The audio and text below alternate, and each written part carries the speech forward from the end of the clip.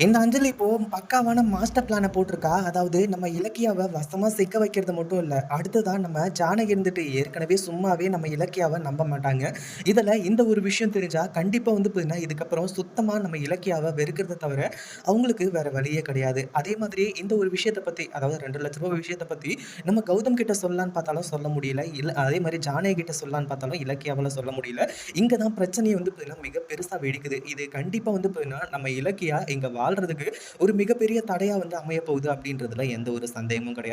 இப்போ அந்த ரூ. 2,00,000 பத்தி இந்த அஞ்சலி கிட்ட ஃபோன் பண்ணி சொல்லும்போது, அஞ்சலி இருந்துட்டு, "அம்மா நான் இங்க சொல்றத மட்டும் கேளு. அந்த இலக்கியாவையும், அந்த குடும்பத்தையும் அதாவது அவங்க அம்மா, தங்கச்சி, அவங்க தம்பி இவங்க எல்லாரையுமே வந்து பார்த்தீங்கன்னா, நம்ம ஒரு வழி பண்ணிடலாம்." அப்படின்ற மாரி வந்து சொல்றது மட்டும் இல்லாம, "அந்த பணம் உன்னோட பணம்னு சொல்லிட்டு போலீஸ்ல கம்ப்ளைண்ட் குடு. அத வந்து பார்த்தீங்கன்னா, இவங்க தான் திருடியிருக்காங்கன்னு சொல்லிட்டு கையும் களவுமா புடிக்கிற மாரி ஒரு திட்டத்த வந்து பார்த்தீங்கன்னா, நீ அங்க போட்டு அத நல்லபடியா வந்து பார்த்தீங்கன்னா, செயல்முறைப்படுத்துரு. அதே மாதிரி அங்கேயும் வந்து பார்த்தீங்கன்னா, நான் பிரச்சனைய உண்டு பண்றேன்." அப்படின்ற மாரி சொன்ன உடனே, இந்த அதாவது அவங்க அம்மாவுக்கு வந்து பார்த்தீங்கன்னா, ரொம்ப சந்தோஷம் ஆக ஆரம்பிச்சுடுது. அடுத்ததா இந்த வேலைய பார்க்க போறாங்க. இத பத்தி நீங்க என்ன நினைக்கிறீங்க? இந்த வீடியோ புடிச்சிருந்தா லைக் பண்ணுங்க, ஷேர் பண்ணுங்க. இப்ப தான் நம்ம சேனலுக்கு ஃபர்ஸ்ட் டைம் வரீங்க அப்படின்னா, சப்ஸ்கிரைப் பண்ணிக்கோங்க.